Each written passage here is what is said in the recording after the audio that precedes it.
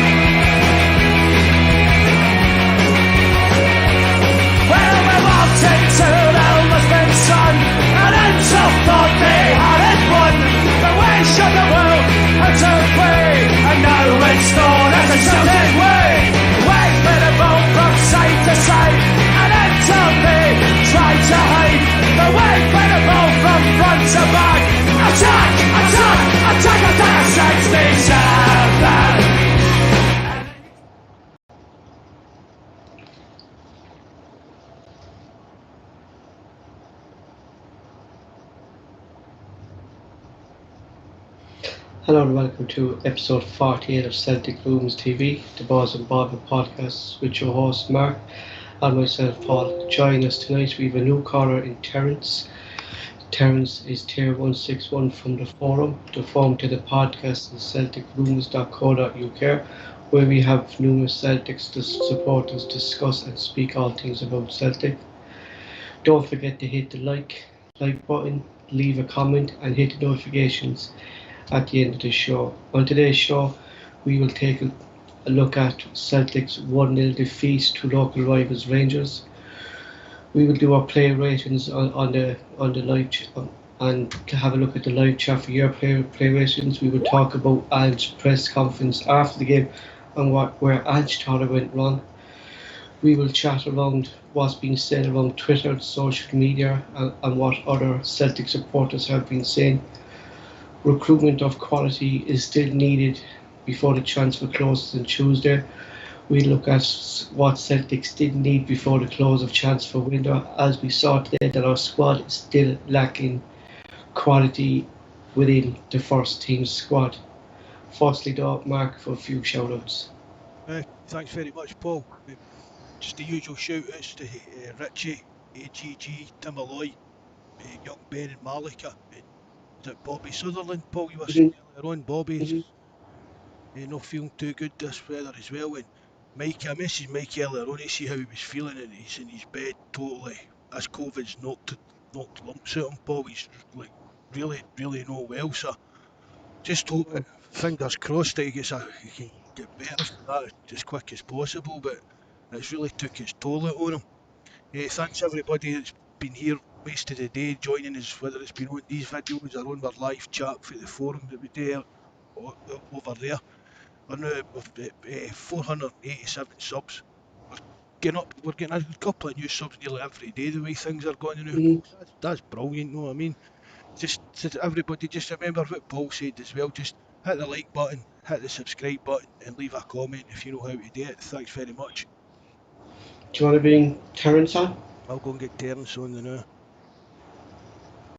Have you calmed down a bit, Mark? Have you? Oh, just... No, not really. No, not really. Maybe a wee bit, but it was still... Tough one to take. It was disappointed more than it really... Do you know, more disappointed than I was angry, if you know what I mean, Paul. It was just... Yeah. You there, Terence? Nobody can hear me? I can hear you fine, mate. Good stuff. So, Terence, we have a Cork man and a Limerick man on the Scottish Celtics podcast, huh? Munster taking over. Are we what?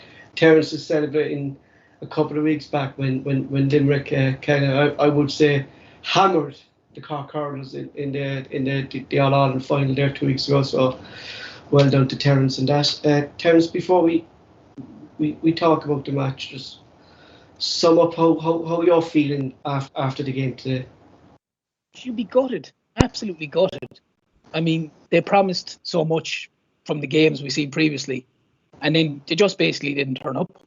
They just didn't turn up. Players were found wanting, to be put bluntly. It was guys. It was like they were hiding today, and I don't know. I mean, if Edward ever plays again for Celtic, there's something seriously wrong. I think that's the thing that's been hitting every Celtic supporter, that why is Edward still and I think Ange came out after the game and said that he kind of made a mistake not playing Kyogo down the middle as well, Mark, and just it sums up what every Celtic supporter has been saying into it. At least he admitted that he made the mistake, Paul.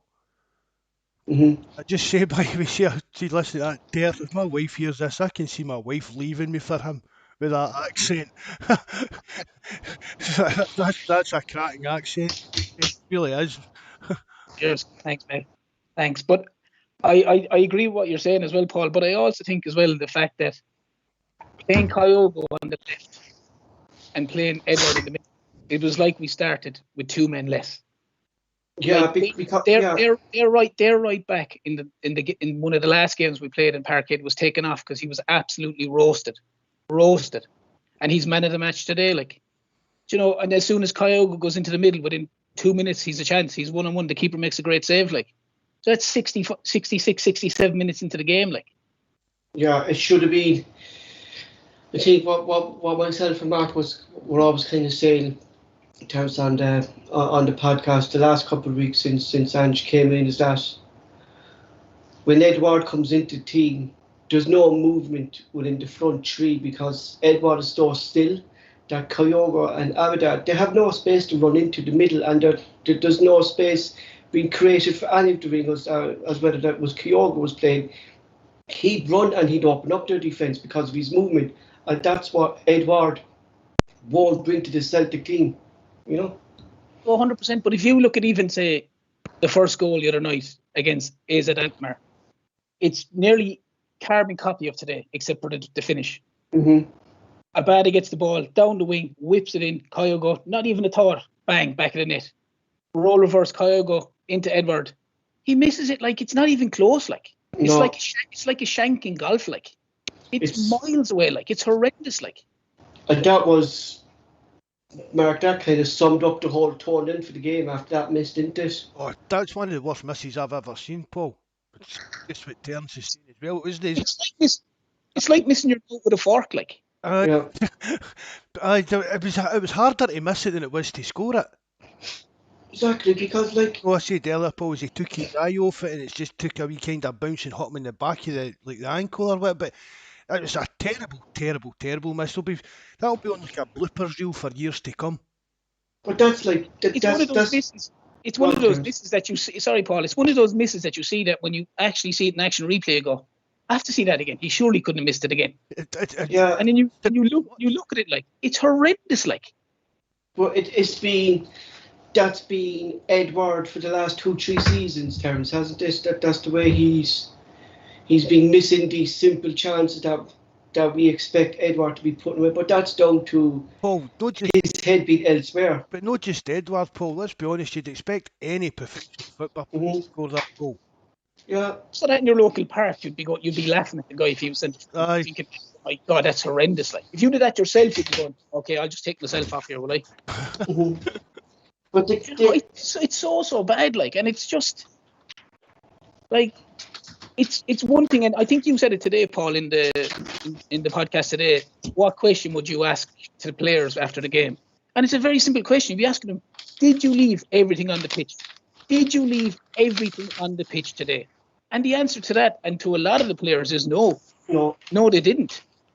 You know, but myself and Marco you were on the live chat with us after the game as well, Terence. You know, the big problem with these Celtic games against Rangers is the midfield area. And again, Celtic left Ryan Kent and Davis control that area when Davis shouldn't be. Like we were always saying, Scott Brown doesn't have the legs to control this. Like Scott Brown wasn't there today, and we still couldn't control that midfield area. Kent had a free ride again today, and he always seems to have a free ride against Celtic because we weren't able to win this battle of the midfield. If you don't have, and he spoke about it today as well, if you don't have, for all intents and purposes, a hard man in the middle, like if you look at from the midfield up, you've got McGregor, who can't tackle, and when he does, it's kind of like a karate kid. You have Turner, who was lost. You have Christie, who can't tackle.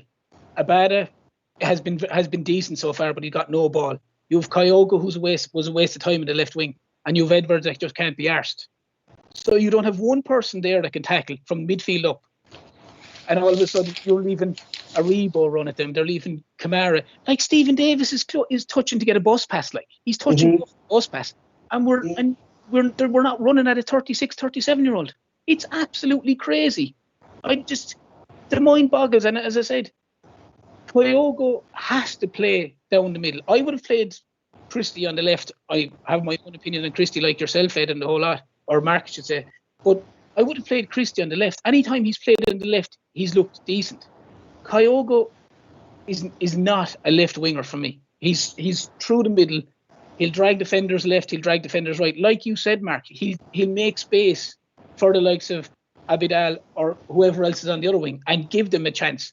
Today, it was literally Edward was like the treaty stone. He just didn't move. He just sat in the middle. The two defenders one of them was able to mark him, and they always had a free centre half who was able to push across the either wing. And all of a sudden, it was 2-on-1 against 2-on-1, yeah.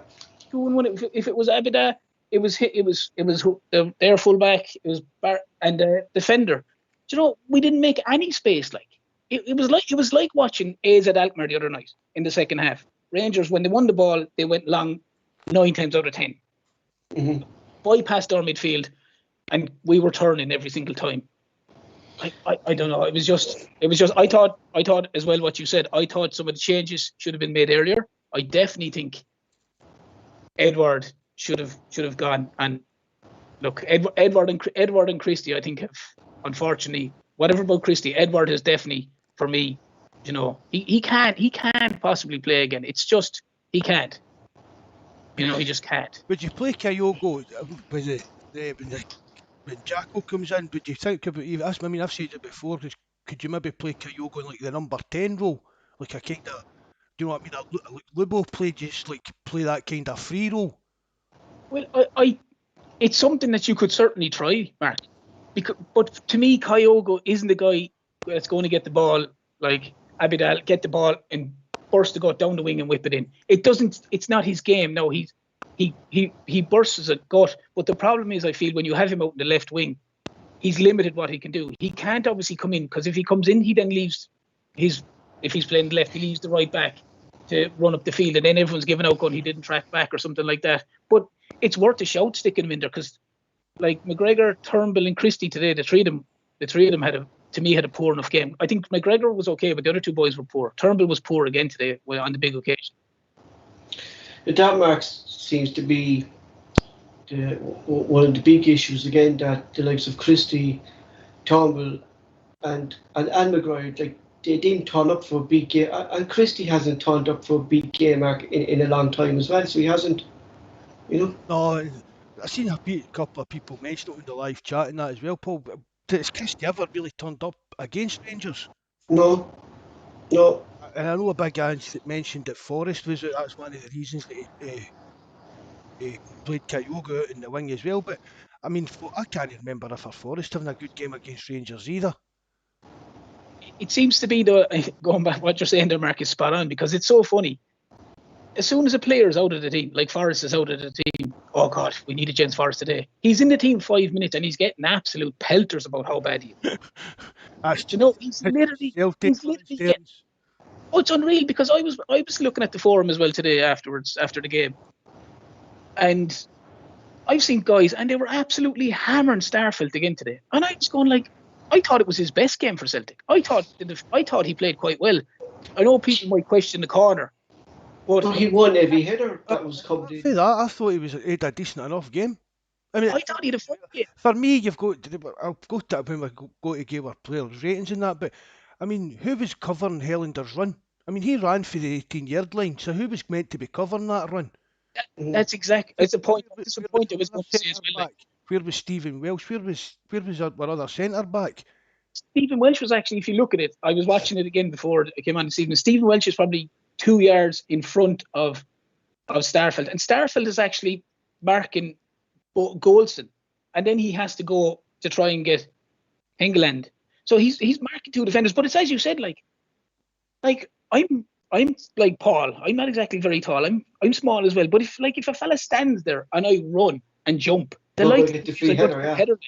Exactly. like I've yet to see Space score a goal. I've seen loads of fellas score goals, but I've yet to see Space score goals. This nonsense of marking space and zonal marking, it drives doesn't work, up yeah. the walls. Like if Welsh is supposed to mark England, or he's supposed to mark Goldson, or he's supposed to mark Morellis, whoever it is, or whoever's marking men, you mark him, you mark him, you mark him. If Starfeld's meant to mark England and he scores, yes, Starfeld's fault. But it can't be a fella's fault if he's meant to mark him or he's marking empty space and three fellas run into his space. How do you defend against three fellas if you're the one fella? Like it's not possible. Like Starfelt, he's just a kind of whipping boy, now, really, isn't he? He's a complete whipping boy. Like, I mean, as I said, I've seen guys on the forum and they were absolutely giving him pelters, saying he's dog beaten, he's all this. I'm going like, he's played a couple of games. Two, he's played well today. I didn't see anyone on the forum, many people on the forum, slate Edward. I didn't see many people slate Turnbull. I didn't see many slate Christie. I didn't see many slate. The majority of the team today had a poor game. Like, I thought the boys at the back were super. Like Ralston had a cracking game again today. The new lad coming into his first derby, he wasn't fazed by the occasion either. Ivanovic. But there you go, Paul. You have a guy who's coming into his very first game for Celtic in the derby, and he can put on a performance like that. And then you have other guys who are here who know what it's about, who know what this means to the fans. And I'm including Edward in this big time. And sauntering along. That's what I said to Mark on Thursday, that it's key for the likes of Cal McGregor, Turnbull, Christie, Edward. These are the fellas who were there last season, and it's key for them to step up this season in these games, because of we were so badly beaten by them last season that they need to step up. But they showed us today that they're still not stepping up to these big games. And it raises a lot of questions more than answers. It raises an awful lot more questions than answers as to go, okay, is he good enough? I like certain players. Are they good enough? Is this guy good enough? Is that guy good enough? I mean, it's all well and good. We can all wax lyrical when we're flashing the ball left and right and all this, and we're beating Dundee 6-0. But these are the games that matter. These are the games that are going to make a big difference when you're coming to winning the league or not winning the league. And especially, Terence, considering how poorly we were yesterday, like this was a chance for Celtic just to show the Celtic fans how much they've progressed. It's grand what you said, beating Dundee and St. Mirren 6-0, but this is the game that mattered.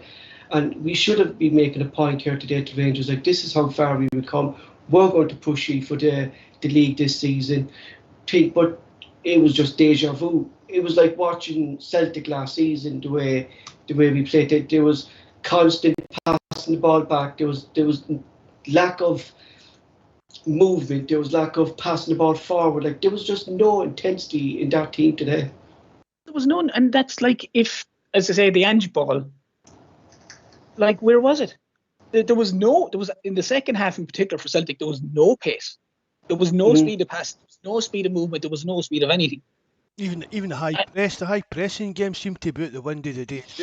Well, Mark, we can't do, and I've noticed as well, Mark, we never do the high press when Edward is through the centre. The high press is non-existent when he plays, because it's Kyogo that does the high press. He leads from the top with his press through the middle, and Edward doesn't do that for you.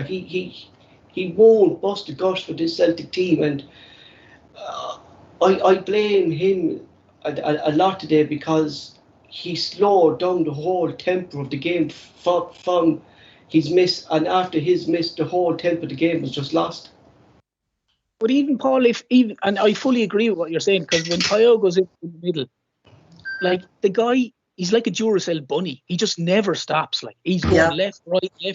He doesn't give defenders a chance. Like even, and everyone pushes up and he pushes up. But it's like, as we said, Edward, like, the amount of short kickouts that they did today, and their centre half just took the ball, like, and and he's turning and he's bringing it out straight away, and you're going, just like, I know you don't, excuse the French, I know you don't give a shit, Edward, but at least look like you care. Like, at least try. At least move 5 yards and try make a tackle. Like, it's just so frustrating to watch him. And when he goes off and Kyogo goes through the middle, straight away their keeper pulls off a cracking save. But straight away it's a completely different thing. Kyogo's dragging guys left, he's dragging guys right, he's making opportunities. So even if Edward had got that opportunity that Kyogo did, first of all, he probably wouldn't have been in that position to do it. And secondly, he probably would have lobbed it into the stand anyway, judging by his first effort. Mm. Just going on to what Ange was saying, Mark, he obviously, we know he said about he made a mistake not pushing Kyogo through the middle, and that was down to James Forrest. But when you hear that and you're looking like, but James Forrest hasn't been starting a lot of games recently either, and it's been Christie on the left, and it was Kyogo and Rogic behind him. So why wasn't those three kind of starting there? Christie, Rogic, and Abada and Kyogo, like it has been for the last couple of matches when Forrest hasn't been in around the team either, It was a really, really strange team selection for Ange, Paul. It really was, and as I said, at least he's come out and admitted that he made a mistake. And I've said that a few times today. Hindsight's a wonderful thing. I mean, the game's been and gone, and we lost it, but I don't think Edward will be here anyway. So hopefully we can get. By the time the window shuts, we've got players so that we're no having to lose anything for the team when there is maybe a one or two injuries or people even needing a rest. I mean, so is this going to be if Forrest isn't fit, we're going to end up with Kyogo out on the left? Mm-hmm.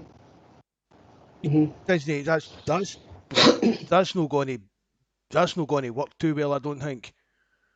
Mm-hmm. In terms of what you think, maybe. Go on, just walk away. I was just going to say the same thing. I think it's imperative that basically they go, okay, regardless of whatever happens, Kyogo is not left wing.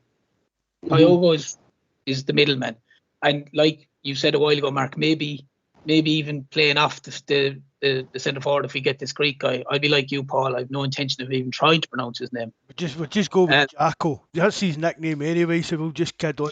I think Terence, obviously that's an Irish thing, so our pronunciations aren't the best. 100%, but 100%, I give you that.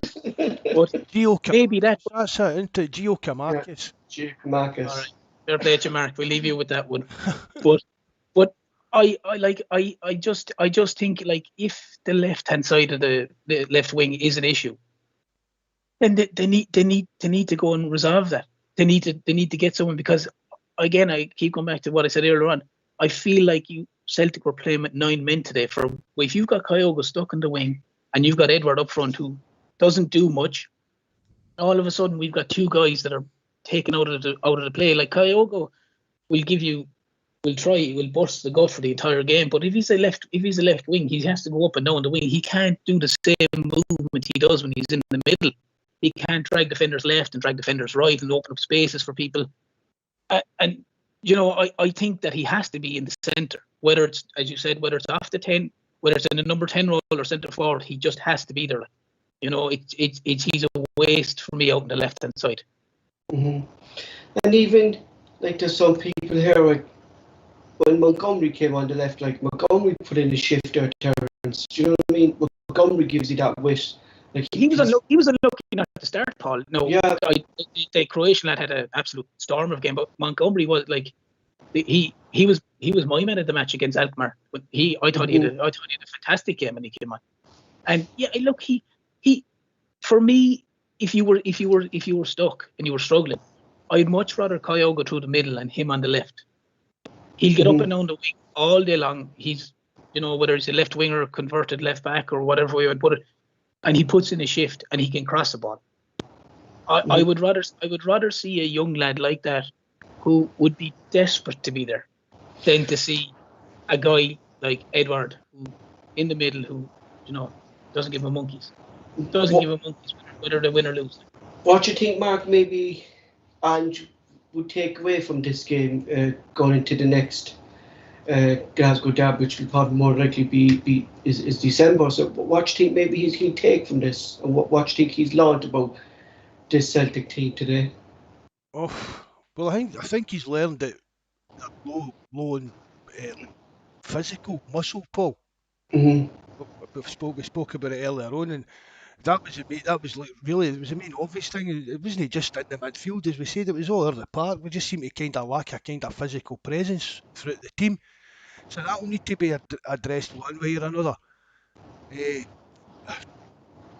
really, what else could he really take for it? As I said, I don't expect Edward will be here for the next derby, so it's not a case of if he'll need to play or things like that.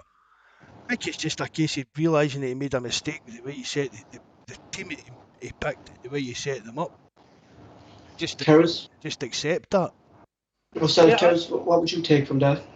well, first and foremost, Paul, it's like what Marcus said there. At least Ange has come out and he says, "Listen, I got it wrong," and that's a huge step for him to say. But I do think as well they're massively lightweight. Now I have on the forum numerous occasions said I know he may not be linked, but I would move heaven and earth to get Lewis Ferguson in. I really would move heaven and earth.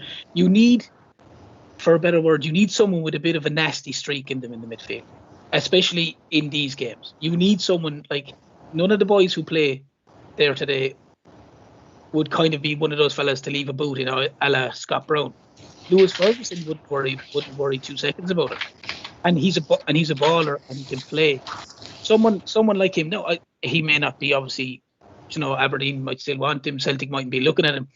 But I think someone like him, like obviously it was a shame that McCarthy wasn't available today because he's real quality. But if it's like we said, and we get 1 or 2 injuries, and all of a sudden we're struggling in a particular position, that's where it's going to catch us out, and they don't have much time to resolve that problem. But we were as Mark said, we were massively outmuscled in the middle today. The amount of just shoulder to shoulder tackles and Celtic players were brushed off it on a continuous basis. And some of the guys, even though Rogic came on, Rogic isn't the guy necessarily you want in the trenches. He's when everything is going well, he's a fantastic footballer. But is he a guy that you're going to go, okay, there's a 50-50 tackle here, Tom? How about you fly into that one for me? I don't think he's going to be that guy. I think we're seriously lacking a guy like that. And I know you had mentioned yourself, Paul, about maybe Sorrow starting. Yeah, maybe he could have brought him on. Maybe they could have changed it earlier. But I don't know. I just think that's a position in an area of the field that Celtic have to look at big time, because as good as McGregor is, and he's an outstanding player for Celtic, he doesn't bring that side of the game when it's required, I think, Mark, it's key as well that Ange kind of makes his subs earlier in these types of games when we're creating nothing. That the subs again were brought on kind of a little bit too late for me. Do you know what I mean? They were on late again when we were screaming for Edward to come off at half time. And I know the bench was lightweight and stuff like that, but hopefully he's learned that as well. That we need to stop bringing on subs out. Do you think? That's Brian's back in your live chat. Brian, see if you're want to come on time with smart ass comments, mate. At least try and know what you're talking about. Lewis Ferguson's own father was in the papers the other week talking about how they were raging that Aberdeen were knocking back £2 million bids for him. The previous agreements with Aberdeen that they've went back on and that. Right, you were on earlier on going on with going on about what Ange had done wrong. After we complained about his team selection and the choices he made, so you're just starting to look like a bit of a troll, mate. So if you're going to do that, I'm going to just boot you out, because I just can't be arsed with you tonight. Sorry, it's Paul. Just All right. just get a wick. I've seen fellas going on about that as well, Mark, about the whole Lewis Ferguson thing. I've seen the Ferguson, whether it be Barry his father or Barry his uncle or the father Derek, and I've heard it numerous occasions them going there would be absolutely zero problem with the guy signing for Celtic. No, honestly, it would be terms. I know that. I know it would be. Do you know what I mean? I know their families kind of thing, and although Barry was Rangers daft and Derek was Rangers daft and probably Lewis was Rangers daft when he was younger as well, but they're not that kind of people, do you know what I mean? They're just they're no bitter. Do you get? They're not kind of bitter. When they're playing in the game and they're playing for their club or whatever, of course they want to win and they're fully focused on that. And yeah, I'm sure they would have loved if your man was playing with Rangers. But at the same time, if he signed for Celtic, they'd know, okay, my son or my nephew is going to a top club and a chance to progress his career further. Like, you know what I mean? And I see it. As I said, his dad was even moaning about the wages and that he's getting up there. I mean, you can't. Aberdeen can't. Somebody said a crack. Oh, he's no sitting up there on £500 a week. And Derek Ferguson turned around and says, well, it's no much more than that. So Aberdeen can't turn around and say we want £5 and £6 million for a player that's sitting one of their lowest. I mean, let's not be kidding. He only came for Aki's. Yeah. I mean, so he's no came for a big team that he's been looking at big money. He's just been looking at the next step in his career when he's went to Aberdeen. Yeah, and as I said, I think he'd be. As I said, I can't see it happening, unfortunately, but I think he'd be a fantastic signing and the kind of fella that would be ideal for that midfield. And I think it would allow McGregor to move a little bit further forward where he's a bit more attacking, and then you can shape the midfield a bit better. And look, it gives the one thing that we've all crying out for. It's given us more options. If we have a Lewis Ferguson, or if you have a James McCarthy, if you have a McGregor, Rogic, Turnbull, you can set midfielders out like, where, as I said, guys were playing, the likes of McGregor was playing 60 games a season or something stupid like that. Like, I say that all the time, Terence. Celtic play enough games a season between 3 cups and when we get into Europe for us to keep players happy with the amount of game time they're getting. I mean, imagine that just even with 3-man midfield today, the Sky had it set up that we played a kind of 4-3-3, but imagine with 3-man midfield today was, say, McCarthy, McGregor and Lewis Ferguson. There's no way we were getting overrun in midfield there. No, it's a dream midfield. It's a dream midfield because Turnbull, unfortunately, in a couple of the big games for me, he hasn't turned up like in this. He's a seriously good player, but he's just been found short in a few of these big games. Is he maybe actually not played that many games in his career? I don't know the exact number off my head, but I can remember looking up before and mentioning it on a podcast that Turnbull's maybe even. I don't even think Turnbull's played 100 games in his professional career yet. So that, I mean, that's, you would still kind of see that's a bit inexperienced for. And I suppose pressure we're kind of putting on him. Yeah, maybe all, yeah, 100%. But maybe all the more reason then to have more experienced guys around him, because Lewis Ferguson would have certainly played well over 100 games, probably 200 games, because he played with Aki's, as you said, for a good spell, and he's with Aberdeen a while now, And it's as you said as well, Terence, it's options. They're totally different types of players. Yeah, of course it's like a game like the day that you're needing a bit of digging in the midfield. You've got the kind of Lewis Ferguson's, James McCarthy's to bring in. And then once, supposing we're maybe a goal or two up, then if the game's opening up, then it's time to bring on your Turnbulls and your Rogic's to make it a bit, geez, that wee extra spark if we could just nick another goal to kill the game off kind of idea. Yeah, well, like if you looked at it today, as soon as they went ahead, within a few minutes they had roof off, and they brought in your man, the fella from Sheffield United, I don't know what his name is. Longstaff, is this? They brought him on straight away. They were going, right, we're going to basically flood the midfield, so that no matter what happens, we're going to win every 50-50 ball. We're going to outmuscle them, and we're going to keep the ball down their half. It's horses for courses, like. It's, you know what I mean? And I don't know. I think hopefully Ange will be able to look at it and hopefully get it resolved quickly. Just looking at, I was looking at some of the tweets on Twitter there from Celtic supporters. One supporter said, "Do us all a favour, Celtic, and get rid of Edward and Christie straight away. They think that they will win the league after just winning one Glasgow Derby."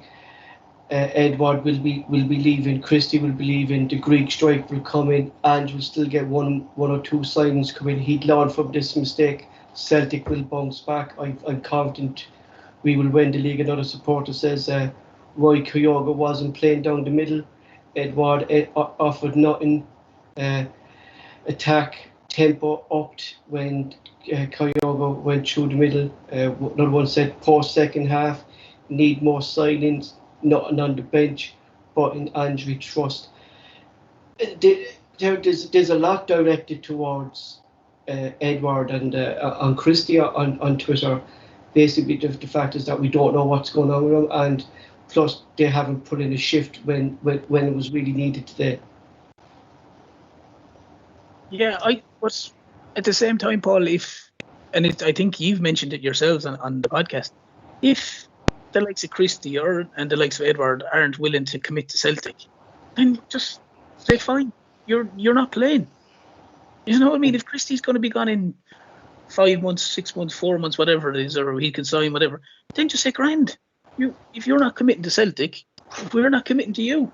People might say that's crazy to do with Edward and all this, but we all think Edward's going to be gone. But if Christie's still here, and he's not going to commit to Celtic, play guys that are committed to Celtic, play guys that want to be there, play guys that want to play the jersey, play for the jersey, Mm-hmm. After me saying the other day, after the AZ, that it was good to see the team showing pride in putting on the jersey, that it made me feel like the Celtic of old. And then Mark, seeing that performance then today, the lack of commitment or not showing up, it was just like last season, wasn't it? The players themselves will know the problems out there today, Paul.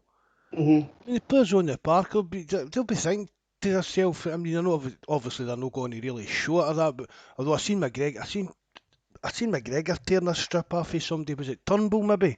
Mm-hmm. Seen him doing that, but they're on the park and when that miss with Edward, what do you think these guys like McGregor and that, what do you think was going through their heat when he missed that? And then the rest of the performance he put in, the way Christie was playing, the guys must be like, just get these clowns away from us. They're holding out. The players will know themselves what the problem is. Well, Christie did kind of let roll off Kyogo as well today, didn't he? When Kyogo, he should have kind of crossed the ball and Kyogo kind of took the shot. Christie would probably have missed it anyway. He'd have put it out at the bar. Mm-hmm. But it's the same kind of reaction towards every Celtic supporter kind of sees the same thing, Mark, is that what is Edward bringing to this team at the moment, and why is he constantly being played? I think that's the most frustrating thing for Celtic supporters at the moment is the Edward situation, isn't it? Well, as I said earlier, Paul, he's not going to be here, sir. Just, I don't see any point in just covering again how bad he's been. The other thing that was on Twitter is, and we'll talk about that. The next thing, Terence, is the lack in depth within the squad. I said to Mark on the pre-match show, that there's no one really there on the bench that can come on to make an impact if it's needed.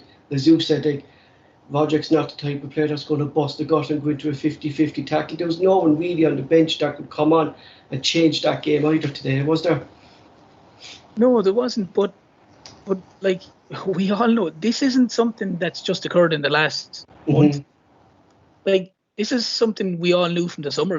There was a laugh and a joke going around that we were going to start the qualifier for the Champions League with Ralston at the time, who was obviously not rated by anyone, Beaton, Welch and Taylor. This was a running joke in the summer, and that's the backline that stepped up for the first game, the first Champions League game. So it's not as if the powers to be, whether it's a case that they left it too late for Mackay to come in and then do the moves, or obviously with the whole Eddie Howe fiasco. This is something that Celtic knew a long time ago. They knew the likes of Laxall, John Joe Kenny, Duffy, all these guys were gone. They knew Wire was probably going. They knew Brown was probably going. it's not something that just happened in the last 2 or 3 weeks. Like, this is something that they've known for a long, long time. Mm-hmm. And up to basically the other day, we still only had one right back. Like, we still only had, and the lad has been playing outstandingly well, and probably shoved it down every Celtics person's throat, because he was written off by everyone, and he's been outstanding. But this isn't something that's just raised its head early. It's something that's we've all known. You know what I mean? Mm-hmm. But we're not really disappointed with the result today, the players' performances. But when you do look at the bigger picture, it's really a disaster. Even when you see, we spoke about it before again, Paul, when you see how far we have came in such a short space of time. It hurts, and it was a bad game to lose today, but you can still see that we're moving in the right direction. I mean, Mm-hmm. see, we were talking about the depth of squad. In a way, I'm kind of contradicting myself, because I keep harping on about like young players on the bench to help bring them on, progress and things like that. But again, sometimes you still maybe need a wiser heat to come on in games like that. I mean, it was at Cahill, the big centre half that was. He's free as well. Was it JFP that was going on about maybe bringing him in, or was it Mikey? I can't remember. But see, like somebody like that, he'd have made a hell of a lot of difference just to the full team again today. It's like players with experience, Mark, that's kind of been there and done that to help this young, because that's what it is. Like, this is a young Celtic team. I wouldn't mind. I've said this before. I do think we do need to bring in another centre back, but really, I wouldn't mind if it was somebody like that kind of age group. Maybe not going to be playing every game, but even in training, the younger players are learning from him in training again beside them and things like that. So I wouldn't be against like bringing in like somebody in their kind of 33, 34 age group, if they're good enough and fit enough, just to for that experience and calmness that they can bring into the defence. It was a big ask too, like when you come to think of it, we'd Hart, we'd Starfelt, we'd Ivanovic, Radisson. I think this was his first Glasgow Derby as well. We'd Abidas in his debut, we'd Kyogo in his debut. Right? We'd a lot of debutants as well in this team, Terence, and like this Celtic team really hasn't kind of gelled together. They seem to be kind of more as they go, but was this game maybe too much for them to take so early in the season? I wouldn't necessarily say so, Paul, but the players you named out there all new to the derby. And just to go back onto Mark's point, he's saying about an experienced centre half. Look at the difference of having an experienced goalkeeper done. Mm-hmm. It's made a massive difference to Celtic. Yeah, okay, we've lost today, but it still made a massive difference. And like that is an Alkmaar game. If we didn't have him in it, we wouldn't be in the Europa League. Mm-hmm. But going on to your point, Paul, all the other players, the players you've named there about their first game, it's the players who've played in this on numerous occasions are the guys that seem to have let the team down today. Yeah, not the guys who's first timers. As I said, the Croatian lad, who's predominantly apparently a right back, who played left back, who had a stormer. Yet guys who you are hoping, who know what this means to fans, who have been around the block in this game. Yeah, it's the same that let us down. It's the same players last year that we were hoping that would step up today, Terence, that didn't. And they were the same players that were here last season that didn't really step up. Like, that's the thing that kind of pisses me off more than anything. Like, that's the one that sickens you. That's the one that's a sickener. It's guys who are here, seen it and done it, and you just look at them today and you just think, are you serious? Are you seriously telling me that that's the performance you're putting in today? Like, are you serious? Are you not going to just post it? Like, all the talk was this was Edward's last game for Celtic or last derby or whatever else. Like, I mean, you'll be saying, like, if it is your last game, why give something small back? Yeah, exactly. Not go off the way you did or something like that. Like, like, we all know you don't want to be here anymore, but just kind of go to us. Just give us one little thing to just go, okay, Eddie, thanks very much, all the best. Do you know what I mean? Rather than going, is he serious? Like, is he but actually? he's not going to get the sending off and the best wishes that Celtic gave Dembele, Terence Edward, you know. Or even look at Ayer last year. Ayer would have been another guy who was apparently in this group that wanted out. Group, yeah. But the guy burst the gut in every game. Once I knew he wasn't getting his move, that was him. He just went back to being 100% and doing his job. I mean, I keep saying, I know it's a different job really, but it's still their job to get out there and perform. That's what they're getting paid thousands of pounds a week for. 100%, and it's sometimes you kind of wonder and go, if I performed in my job like that, I'd be in so much trouble. If I went into my job tomorrow morning and sauntered around and didn't give a toss and just went through the motions and my performances were poor, my quality was poor, my results were poor, I'd be getting a tap on the shoulder going, pal, I have a quick word with you here. Like, are you going to start bucking up here? Especially over a prolonged period. So, you know what I mean? Just everybody can have, every player, we know that, every player can have off days. Strikers go through dry patches, defenders and goalkeepers can lose a bit of confidence, things like that. But no, when it's week in, week out or an extended period, then you've got to realise that there is a serious problem.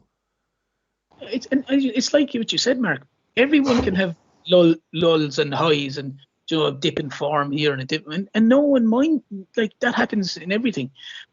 But it's performance, it's work rate, it's busting a gut.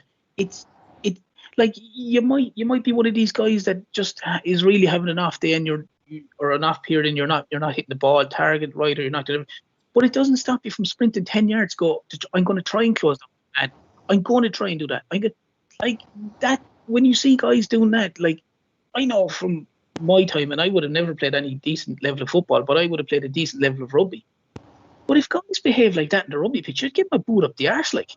You'd be getting a kicking in the dressing room if it was rugby, wouldn't it? They're professionals, Terence. You'd chip the ball up, and you'd hopefully that when your buddy catches it and he was acting like that, you leave him at the end of the ruck, and all 8 of you'd come in and you'd dance all over him, and you'd have a quick say, next time, you know, I want to put in a bit of an effort here.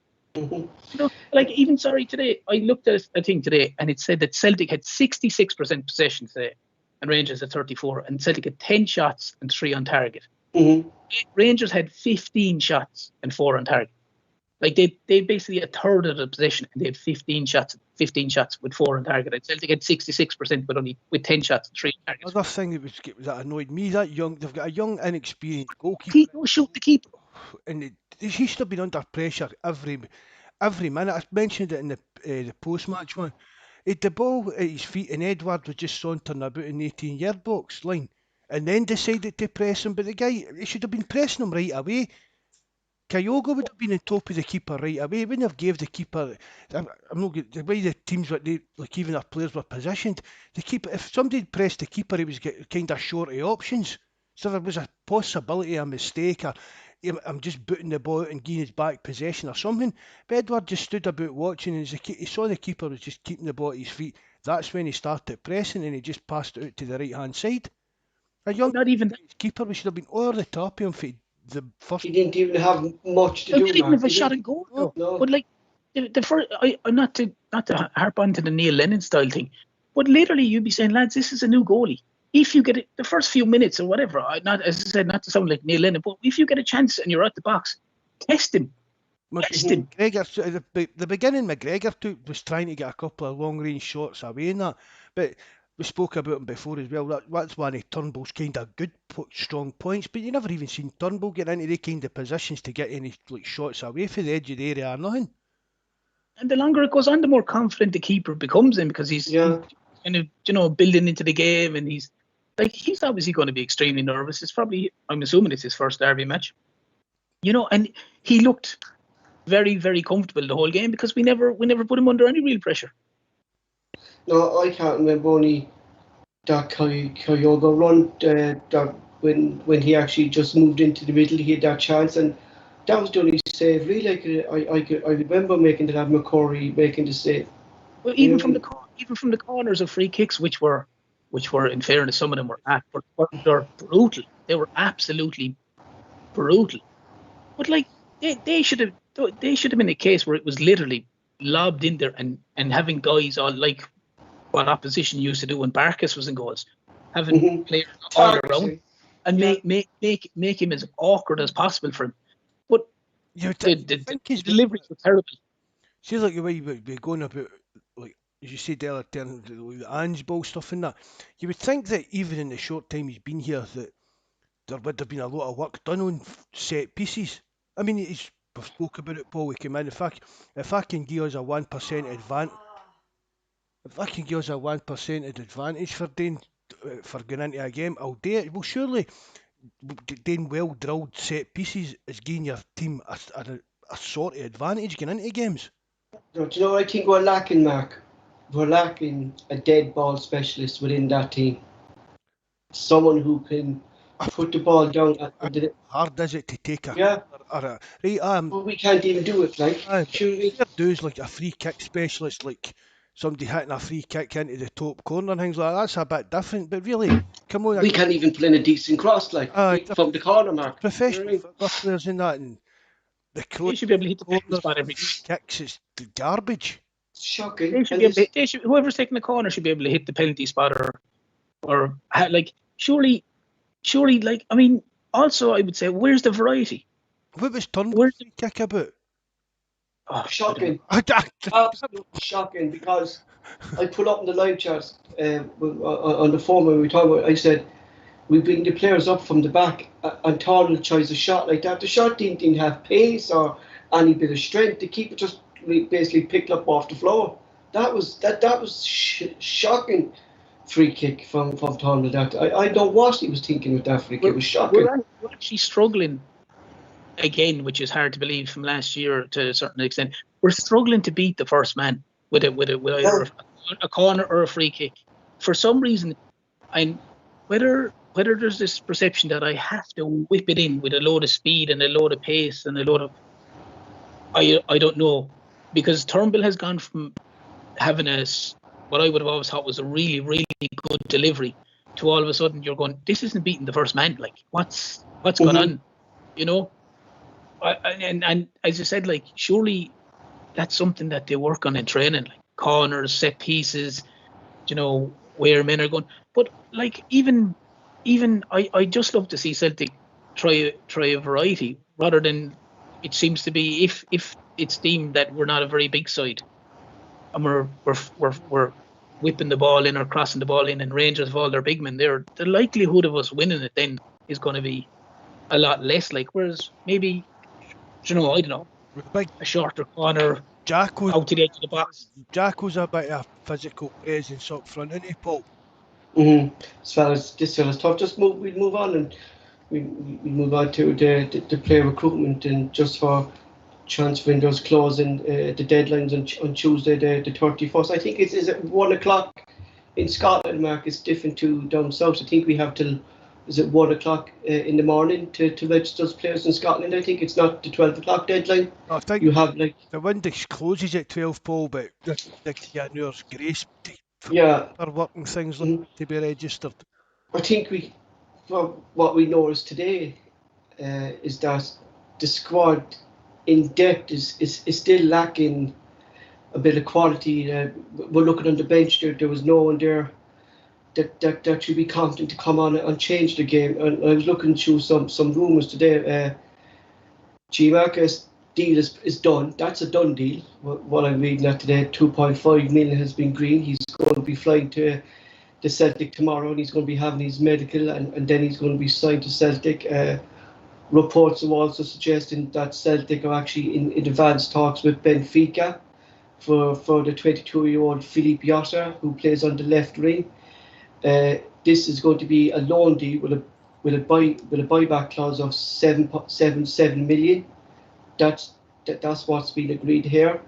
Now this is a stranger that just popped up today, and it just came out of the blue to me. Celtic have contacted the Angels of Watford striker Chordini about moving north of the border. The 33 was keen to leave his boyhood club Watford. No, Mark, there's actually serious links to this. They actually met his agents yesterday. Troy Deeney's agents yesterday. I don't Said, that's yeah, there's supposed to be strong links to this. Maybe it's because of a backup, Mark, because the two lads are leaving, Edward and Griffiths. No, but there's supposed to be strong links to, but I suppose he would be happy to come up here and be a. but we're looking for the tough fella that we're seeing. Like Deeney's a tough guy. It's a nasty bit of stuff. I mean, stuff. Did you know daytime as well? I don't know that one. They've done for attacking folk or something outside a nightclub a few years ago. There's doing that yet? No, I wouldn't get near him. But Look, we've got Lee Griffiths that we're trying to get off the books because he's a bit of a stoter off the park. So why bring in another bigger stoter? But the two lads, like this is only basically kind of a rumour that's kind of going. But the two deals that start G. Marcus and Yotter are practically done, and we're saying that we lack on the left hand side. So Yotter maybe filled out, but Matt, that puts out the point there that people are asking on the live chat there is Leverage deal. I think the Leverage deal, Mark, is done and dusted. It's dead. That's it. It's not happening. No, I've not heard anything about it. It's even the kind of links on like the rumour sites, like the gossip sites that the papers and that run. He's not been mentioned for a while. So there, Maybe pull it out the bag, but I can't see them going for Ota and Leverage then together, Mark. No. So I think if Yotter comes in, I think Leverage deal is dead in the water. So what do you think of that, Yota? The two of you? Well, I was reading about him and I was looking up about Mark, and to be honest, they were saying like his delivery service isn't that great. Like he's still young, he's still learning, but he's a great dribbler of the ball. Something like Abad is, but he really kind of tracks back. His tackling's not great either. You know what I mean? So basically, his strengths, Mark, is running with the ball. I thought it was a bit. Obviously, I just looked him up on YouTube and things like that, but I wasn't really kind of enamoured with what I've seen of him. I think it's a strange one if that is kind of who we're going to bring in. I really do. I've said before, I think loan players should be something a bit special. I mean, something a bit that's adding something to your team. No, just you shouldn't be loaning in like squad players because for me, really, from what I've seen him on YouTube, I don't think Yota's going to claim a place down at Celtic Park. No, that's what I was looking at as well, Mark. I would think if Ange's plans are to play Forrest down the left hand side, I can't really see this young lad shifting Forrest from the left hand side like we saw Abadar do on the right hand side. No. It seems that we're going on about wingers in the way, but Ange wants players to be able to switch positions in that. I mean, I still think that Belly's got a chance at a part to play this season. Yes. He could probably. He's young enough to be learning how to play on both wings, kind of thing. As I've said, it's really not that hard a thing to do. Just swap them sides on a park instead like in any kind of positions. But I really don't see. I don't see what Yota's going to bring to us. Because I'm looking at this, right? Now, we're bringing in the other young lad here on loan. When we saw, and Terence, I presume you watched our pre-season as well, and keeping an eye on the Colts League. We've this young lad, Moffat, on the Colts team, Mark, who's playing on the left-hand side, Mark, and he's scoring goals. He's a fast-paced winger. Why aren't we bringing this lad through? Why are we bringing in another loan deal? Why aren't we progressing this young lad into the first team and seeing what he can do for us? Do you know? It's like another loan deal, Mark. That makes no sense to me because we already have these young players that can fill that job. I probably could do a job. That's what I've been saying for months. Yeah. In fairness, that Mata young lad, he was in the pre-season. He was standout. He was a standout in any game I've seen him play. You were kind of going, this guy has a chance. Like this guy has a serious chance of being involved in the first team this year. And if you're saying what you're saying, Paul, about that Jota fella, like he can cross, he's whatever it was like. He can't cross. He likes to run with the ball. He doesn't like to track back. There's a lot of stats. There's a lot of things there that wouldn't kind of be. You wouldn't be jumping off your seat going, "Oh, lovely! I can't wait to be beside this guy." Do you know what I mean? But a lot of As I say, I've got the same kind of reaction to the right back we were linked to for loaning for Man City. Mhm. It was just a case of well, what's he going to bring to the squad? What's he going to bring to the team? It does. Me and Mikey spoke about that a few times on the phone, kind of thing. We just couldn't understand why Celtic were even entertaining, like, going for the young right back. But I said maybe that was a case of they didn't know how good Ralston was going to like fit into the team, and maybe it was going to be the new guy that played today, plus the young boy from Man City was going to be the kind of backup or that. But again, it's not really an exciting. But even when that guy was linked, Mark, it made no sense, because in the sense of, like, it was like Celtic were begging him to come. Yes, bring him up to the stadium, and I think if he would have decided himself, we would have went for him, and we wouldn't have maybe signed Janovic. But like, this is a guy that's not playing with Man City. He's probably not likely to play with Man City. He's probably playing in the reserves under the 23s, and Celtic going. It was looking like Celtic were like really bringing him up, showing him around. Really trying to beg him to go. I'd be like, listen, pal, if you don't want to sign, jog on. There's plenty of other people that'll sign. Like, any guy that comes up to Celtic and is given this nonsense of, yeah, I'll see now. I'll see what the story is. I'll see what my options are. I'd be like, good luck. The door's there. Don't let it hit you in the arse on the way out. Like. Turns out, have you ever seen any clips of Bawz Bovril and the Irish under-21 setups? Like, what going on about physicality in the first team that we lack? Like, but Bawz Bovril is one of the biggest players, Mark, within the Colts team and the first team put together. Do you know what I mean? And why? See, at the time, Paul, he went to the Colts team because Colts team. They could have been at Watford and probably got in the Watford first team squad and turned that down. Like we're all about physicality, like, and there we have a player down and from what I'm hearing from JFP and United Ireland, Mark, he's ripping it apart down there. He's just not even breaking a sweat. Maybe he's just doing there for a few months, Paul, to get him settled in and things like that, and they'll bring him into the first team squad. But is there not the rule that if they play with the first team, they can't go back to the Colts? Is there if they play 5 games. Oh, is it 5 games? Okay, well that's different. If they play 5 games within the first team, they can't join up then with the Colts team till the next transfer window. Okay. So it's like a separate club, really, Terence. Different. It's kind of different, really, to the resolve, Mark. And there's different rules in there. Like, but we're saying that boy, is it just Lowell? The same as Peter Lowell? Is that how you pronounce it, Paul? Aye. Bawz Bovril, yeah. Would Tino be better sitting on our bench than Beaton? Yeah, exactly. Do you know what I mean? Because he's not getting young. He doesn't necessarily. He doesn't necessarily have to play the 5 games, Mark, but get him training with the first team, get him up to speed with the first team. Like, I'd have him playing. I would have Bawz Bovril coming on before Zorro today, because he would have given us that strength that was needed in that midfield today. He's playing as centre back now with the Colts, Mark, but he's mainly defensive midfielder. That's where he played with Watford, was defensive midfield. He played defensive midfield with the Irish under-21 setup as well. So this fella's no strange to that role. Do you know what I mean? We have players within our squad that seems like we're on about getting players to a pass to the first team, and when we don't really have strength and depth in the first team, why aren't they being brought into the first team setup? Do you know what I mean? It's hard though, Paul. The problem is what Mark alluded to there, though. When you describe as hangers-ons. Yeah. It's a beat on, and there's exactly.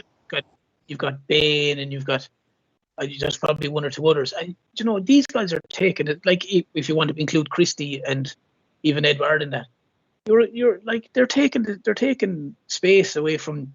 Even when Luke O'Connell was there, he had to go to Queen's Park for a game. You've got obviously Moffat, who, again, this is a guy who'd bust a gut for the Celtic jersey. Yes. Even in the pre-season, he never stopped running. He closed down. He chased the ball. Like the guy, and he could finish. You know, he worked his socks off. But that's why this deal with Yasser Terence is making no sense to me when we have a young player down in our Colts, like in our youths as well, and Well, that's stopping him from getting into the first team setup. Then, isn't it? If you were that young lad, if you were that young Yeah. Moffat, and people are wondering why young Celtic players are leaving. He's a young guy who produced it in the pre-season. He's obviously training with the first team, and now he's looking, and then he's going, "We're bringing in this guy."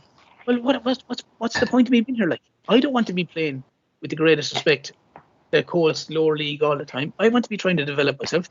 So it's no wonder the younger guys have gone to Bayern Munich and where all and the other spots they've gone to, because they've obviously come out and said, "I'm not going to get a chance. I'm not going to get a game."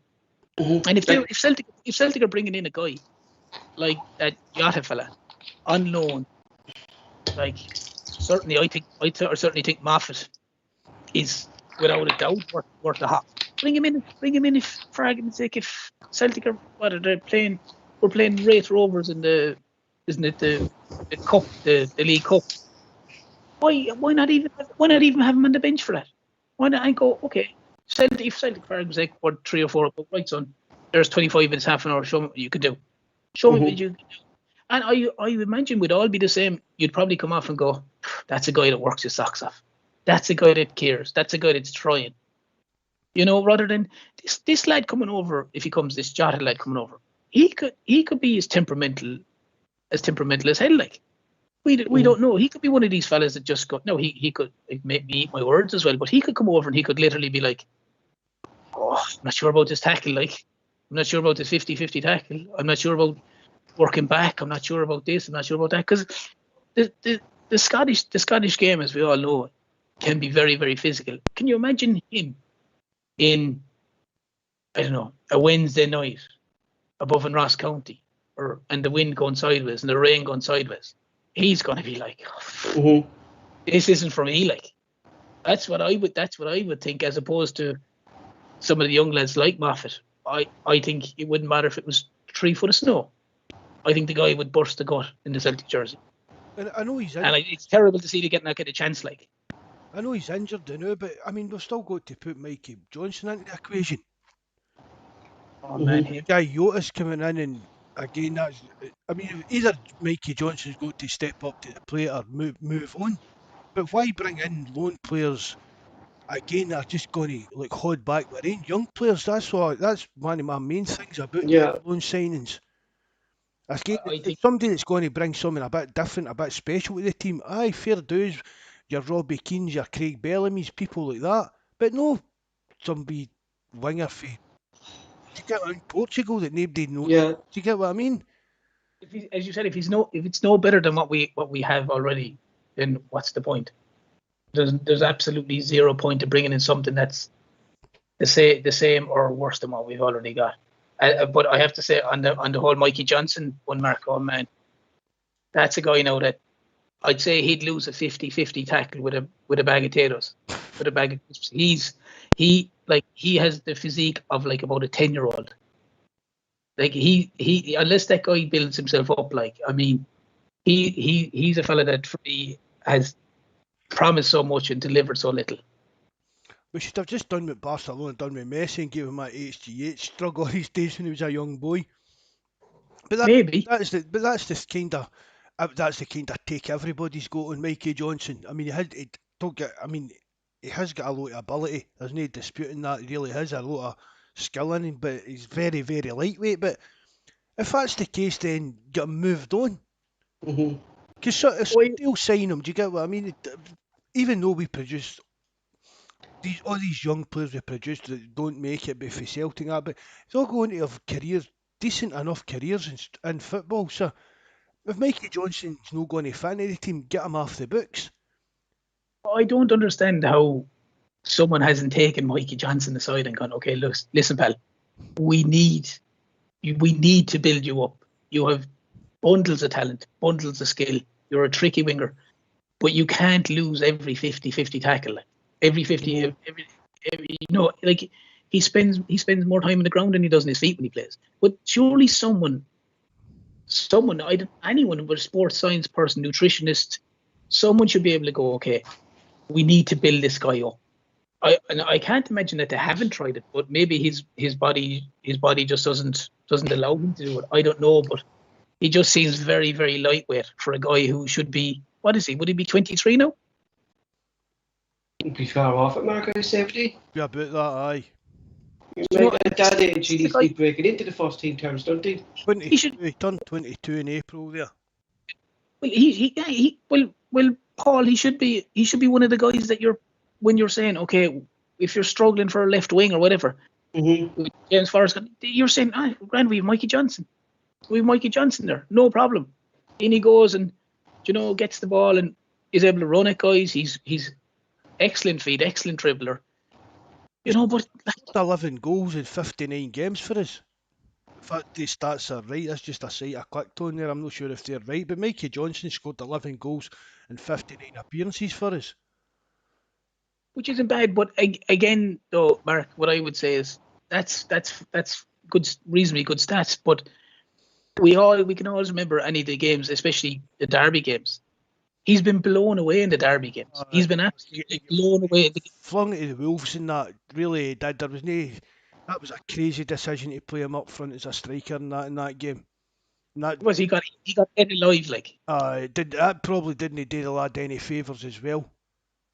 No, I wouldn't think so. But it is one of those things. Either he develops or he goes. As I said, there's no way, because he's not going to be able to play with the Coles. He's obviously played with Celtic. He's obviously made a good few appearances. But I don't know. That's an option that's there. But unless the guy builds himself up, I can't see how he's. But would you know, rather that Mikey Johnson was getting the chance in the Celtic team rather than this Jota coming in on loan for a year terms? That's kind of what I'm getting at. Oh, listen, I 100% agree. Like, I would be looking at what we have before we go for that fella. 100%. I would be looking at saying, when's Mikey Johnson back?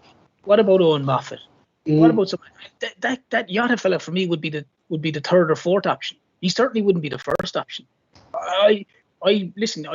You'd be giving every guy at Celtic who's here the benefit of the doubt, and certainly first option, and going, listen, show me what you can do. I've seen you in pre-season, or in Mikey Johnson's case, I've seen you in matches. I know what you can do. You step up to the plate. I'm giving you the chance. You prove to me that's your spot. You prove to me that's your spot. This is your chance. You take it.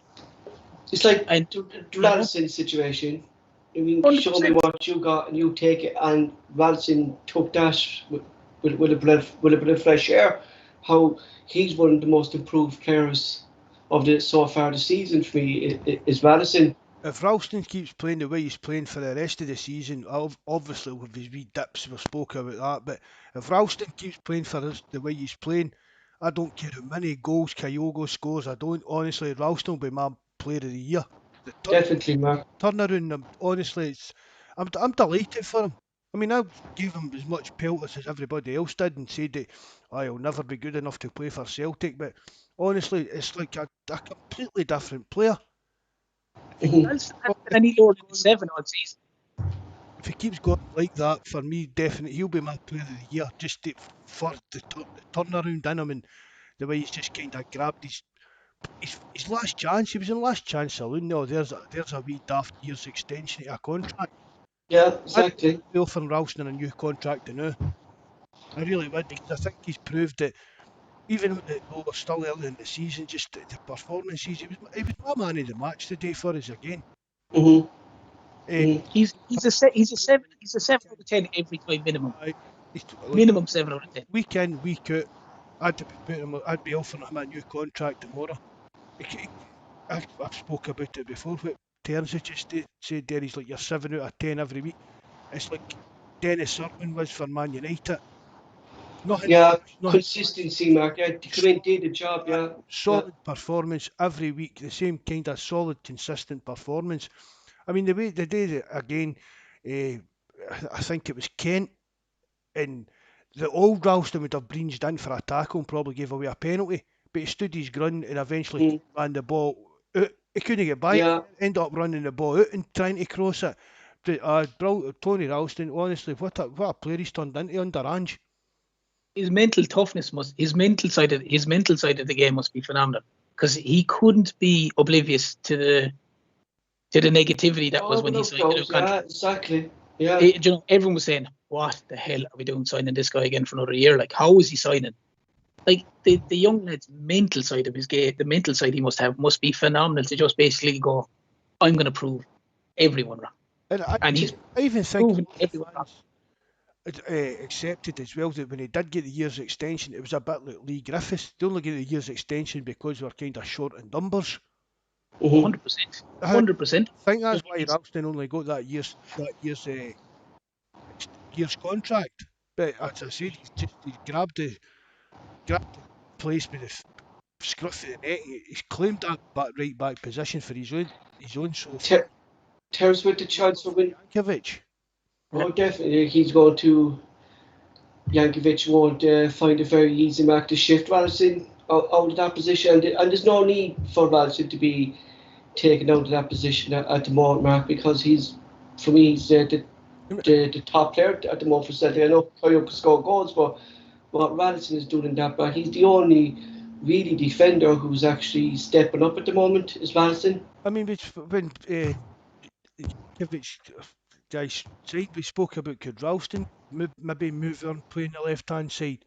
Well, I mean, really the day for me between the Croatian boy and the Irish Liam Scales coming in, for me that's for left back's position sorted, Paul. Really, I don't think we need to sign a left back. Looking at what you saw today, Mark, where are the areas that we're actually hopefully are players who'd like to come in before Tuesday night? I'd like another centre back to come in, and I would like another kind of physical midfield enforcer type to come in. And well, if Edwards gone and Griffiths is gone and Ayeti still up in the air with him, I think we could maybe do with bringing in another striker as well, Paul. And obviously a left winger. We need a left winger as well. Terence, yourself, would you agree with that assessment? Yeah, I would. I definitely think the middle of the park is somewhere we need to look at. If we've got another centre forward coming in, okay, that seems to have covered that area. But I would say centre back. It's basically, for me, Paul, I think it's always vital that the spine of the team is very strong. You've got a keeper, centre half, centre midfield, centre forward. And gone off beaten track here. When Martin O'Neill came in, it was one of the first things he done. He made sure the spine of it straight down the middle was rock solid, with the likes of Sutton coming in, the likes of Lennon coming in, the likes of Valharin coming in. So just get the spine solid down the middle. So there's no harm. Centre back, centre mid, we've got a centre forward. And yeah, definitely get cover for the left wing. Like the Croatian lads can play right back, and clearly on his performance today he can play left back.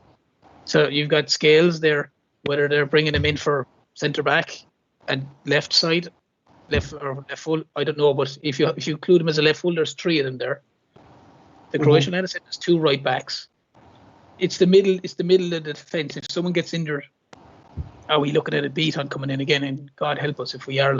See, that's the problem, isn't it? That if we have to kind of depend on Beaton coming in again, you know what I mean? That's a big issue for me there. If we have to put Beaton into that back line again, you know.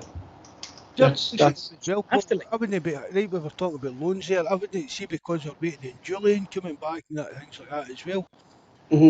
And we have got young players coming up and that can play centre backs, can do the job. So I would prefer to a loan signing coming in as a centre back. Again, as long as it's just not filling numbers up.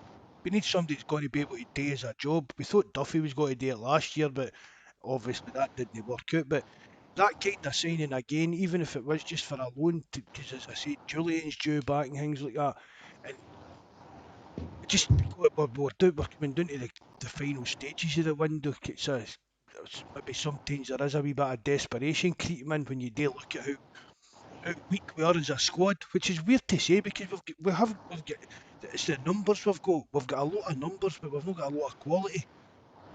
Mm-hmm. There seems to be a big drop between your first team players and then what we're saying earlier, what's on the bench. The bench of the day wasn't strong at all, kind of thing. No.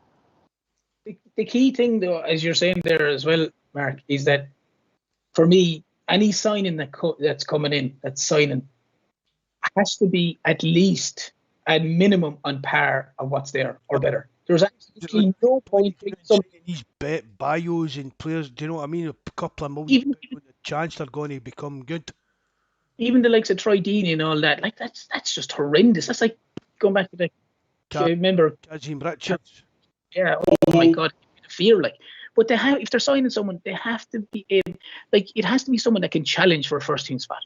It has to be someone that's going to come in and go, yeah, I don't have any fear of him playing centre midfield. I don't have any fear of him playing centre back. I don't have any fear of him playing left full. Whatever it is, they have to be at least as good as the players in that position or better. Otherwise, it's pointless bringing them in. Otherwise, it's another beat on. What was the worrying thing, Mark, that was on the bench today is that the lack of attacking options that was on the bench. They all seem to be. Urahidi was a backline. Sorrows is a defensive midfielder. Montgomery is a back. Roger and Yeshi really were the only two attacking options on the bench. And if you have to go into a match with a Yeshi and maybe Rogic on the bench, like, you don't really have much to come on and change the game for you then either, do you? You know? No, it was the bench. It was a really. I don't even know what the word I'm looking for is, Paul. To be honest, it was a kind of just a mismatch. Do you get what I mean? It's as if who's available to fill the. Who's available? Yeah, exactly. That's what we were looking at. Is like, who can we put on to fill the bench here? Like in this, that's exactly what it looked at today. Like that, we were struggling for numbers. I think he's done. He's got to be done. I mean, there again, we're trailing to Rangers in a derby game. He didn't get even a sniff in the game or nothing. So definitely, Mark. Definitely, he's definitely. I think whatever happened, Ange must have seen it, Mark. That he's not going to fit the way he plays, and maybe Ange saw now what Kyogo could bring to the team, and he probably saw that Griffiths, Ayesi. And he saw today by going by his reports that Ed was not going to do that. You've got to think to yourself, Paul, how shite must Ayeti be playing in training in that not to be not getting near the team? Exactly, because we're down to the bare bones, Mark, and he's still not getting into the team. Like, we still don't have how would you say, like a proper squad. Like, we still don't have bare bones, really, Terence, aren't we? They are, and like one of the key things that you'd always hear from any team, the team is only as strong as the bench. Yeah. And the bench is brutal. Like as Mark said, like there, Ayeti must be chronic in training. He must be fair shite. Like if he can't even get a sniff, like he thought my sayings were bad. This is the Limerick man here. No, totally different to me. Totally different. Brilliant. Like he should do ebooks, Terence. You should do that. Read ebooks and make a living for doing that. No. But he must be chronic. Like I mean, he only comes on for 4, 5, 10 minutes in. Like a chemo period. It's like when you were younger, Terence, and there's always one fella on the bench who just comes on so the match can get the script off him. The £5 at the end of the game just to pay the referee to wash the gear. That's what it looks like for Yesi. Like, don't knock yourself, Paul. I know, yeah. I was always the one. I was always that one. That's how you played in goals. He still was brought on. But like we really the bench. I mean, the bench is as much a part of like your game plan as your team choice should be. You know what I mean? And maybe, Mark, maybe that's why. But there's my bench, and I can do this. I can bring him on and change. I mean, there's players on the bench today that you knew they weren't getting on the park. Maybe that's why my criticising of Ange about making the substitutions is a bit harsh, because when you're looking at the bench, what could he have brought on to change that game, really? Do you know what I mean? There was no one there really for an attacking option to change that game, like, you know what I mean? You know? No, so the changes that he could made, they were limited. Yeah, yeah. But then all of a sudden, your squad, which everyone in any sport has a squad, and obviously players coming on, players going off. All of a sudden, then we're looking at the Celtic squad and however many subs are there. Realistically, the squad is probably 14 players. Like on a match day, it's realistically probably no more than 12 or 14 players. The Because bench you're saying is just made up by players that you know aren't going to get on unless it's like an injury crisis. I think we're still about 6 or 7 players short, Mark, of a squad. I think, you know, at least 6 or 7. They may as well give them 4 or 5 tickets to supporters and let them sit on the bench. Mm-hmm. You know? Peter Lyle would have done that. You shouldn't have said that. Well, good job you didn't say it last year. Peter Lyle would have probably done that. But it's part of your game management is right. If we're a goal down, I can bring him on to try and are they two on to freshen things up.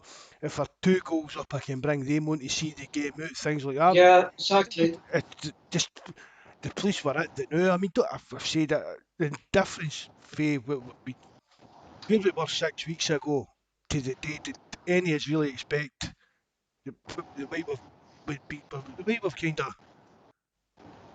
creamed ourselves for Celtic the last few games. You know what I mean? Nobody expected the ways that quick a turnaround and change in the team. So it was disappointing and hurtful to lose today, but it's not really that big a deal in the bigger picture. I think we're lucky, Mark, that the derby was so early this year, that it's not in October or January. That it's early. We have still time. We've a good bit of time now to prepare for the next game. The team need to get back. There's an international break now. We need to regroup. There's going to be new signings coming in. It's actually more time now for the players to gel with Ange. You know what I mean? And it's just the team need to just put this behind them now and just move forward. You know? Just forget about it and move on. It's done and dusted. There's no point like heart moon kind of thing, letting it get to you. They've lost a game, they'll bounce back for that. And as I said, a few more weeks to the next games, the next league games played. There'll be a lot of players away with international duty. What about Rogic again? Going away with Australia? Yeah. No, I mean, ridiculous. About that as well. Was it not about time he just retired from international football? But absolutely ridiculous that Roderick is going away to Australia for the international break. Absolutely ridiculous. He should be thinking himself, right, time now I packed up in there, not just because of the footballing thing, but for his own self as well, Mark. We said, like, the travelling, the time difference in coming back and crap like that, like, it has to be changed, like, you know what I mean? It's about time he stepped away. And the only time, really, Roderick picked up these injuries is when he went away in international duty, you know? They're going away, Paul, and he's playing like... They're playing probably like Afghanistan. There's 11 fellas from the Taliban playing for them or something, or he's playing Iraq or something. Do you know what I mean? He's getting kicked from pillar to post, like, and he comes back, and he's wondering why he's wrecked. Like, he's probably after smoking about 300 fags on the way back as well. And he's in tatters, like. Duty-free fags ripping the throat off him. Suitcase full of duty-free down the bar and selling them. That's it, yeah. So, well, look, the only thing is, as we said, if at the start, if Celtic can keep progressing, today was it's a sore one to take. But it's, as you said, if we had said at the start when Ange came in, even after the Hearts game, would we have, come up to this game and thought, oh, well, look, we might have thought we could have got a hiding like last year. I think the best thing about today as well, Terence, is that Ange came out and he knew he got the team selection wrong. Oh, big time. And that's the biggest thing today. That he, like, last year we had a manager who was being criticising the players out like every single minute rather than criticising himself. But now we have a manager who sees that it was actually him who made a mistake with this team selection. You know. You know. all those things have to be positives taken out of it. The manager going, okay, look, buck stops at me. I made the wrong call. Yeah. The players, there's a lot of senior players there, McGregor and Hart, and I won't include Christie or Edward and that, but there's other senior players there. Like, the players themselves need to get themselves together and go, right, lads, this isn't acceptable. Like, this isn't acceptable that we perform like that. Celtic are going to lose games. We all know that. Sorry, Mark. Go on. I was just going to say, but what I said earlier on, Terence, it was just like, for me, it's fair to say McGregor and that didn't play well. They didn't. I wouldn't say that they didn't turn up. I just think it was because the way the team was set up, and they were just overrun with Rangers' physical side of the game. Again, This game, Mark, was calling out for McCarthy, and it was just a pity. Whatever injury McCarthy has, it's just a pity because this game was it was the right game for him to come into to have his physicality in the team today. McCarthy, as we were speaking earlier on about Lewis Ferguson and things like that, for me, McGregor done his best that he could today. Even Turnbull done the best that he could today, but we're asking them to do jobs that they're not supposed to do, Mark. Yeah. And if it's somebody in the middle of the park, is it a midfield battler, or enforcer, or a defensive midfielder, whatever you want to call him, that would have made all the difference for Celtic today. You needed like Ralston did. You needed someone to absolutely buckle one of them in the middle. Now, obviously win the ball ideally, but there was normally in these derby games, there's some midfielder for Celtic, whether it's Scott Brown or whether it was Lennon or whatever, and just there's a 50-50 ball, and just absolutely buckle the guy. Yeah. Take the ball and buckle him, drive him into the stand or wherever, like Ralston did on Kent, a cracking tackle. There was very little of that. And again, I understand Mark's points. We don't have the players in midfield that's their game. That a la Scott Brown or Neil Lennon or Alan Thompson kind of fella. But they're sometimes little things that can swing a match a little bit. Good bone crunching tackle, because we certainly in the second half gave them the freedom in midfield. Like, those guys getting the ball, they were turning, they were running. But look, as I said, it is what it is. Hopefully, as I said, once we learn from it, the players learn from it. As I said, I'd love to see the likes of, and I'm sure they will, McGregor, Hart, other senior players, getting the guys together and going, okay, look, it's done. We need to keep doing what we're doing, keep getting better at what we're doing, and I think they should hopefully going forward have a bit more belief, because there was a time today it felt like, looking at some of the players, that they were, I won't say rabbit in headlights, but it wasn't the same players that were performing. Even in the Europa League match against Alkmaar, were under the cosh, players still stood up. They still, as much as we were under the cosh, they still passed the ball well in midfield. They still pushed. They still pressurised. They still tried everything. That didn't seem to be there for me in the second half today for some reason. I don't know why, but maybe I'm wrong. But I didn't think it wasn't. No, I think we're on the same boat. That same bite within the team that was there against AZ, it just wasn't there, Mark. It wasn't. I don't know what happened today, but look, lads, that's it for tonight's show. Thanks to Terence for joining us again. He knows now how to use Skpe, so feel free, Terence, to come on the show again with us and join us anytime you want. Cheers, lads. Thanks. Mark, if there's anything else you want to add on, or close the show. Thanks again, Paul, for everything that you do, help me with things, and Terence, brilliant, mate. You're more than welcome on any time. I wasn't actually sure if you'd been on before when I was messaging you, but as I said, thanks very much for coming on. You've been brilliant. You can come back on any time. Thanks for everybody that joined us in the live chat. Hope you enjoyed it, apart from the result, of course, today, which is a bit of a bummer. Remember, hit the subscribe button, hit the like button, and leave a comment if you can. Thanks very much, lads. Hail, hail, and God bless. Cheers, lads. Thank you. Thanks.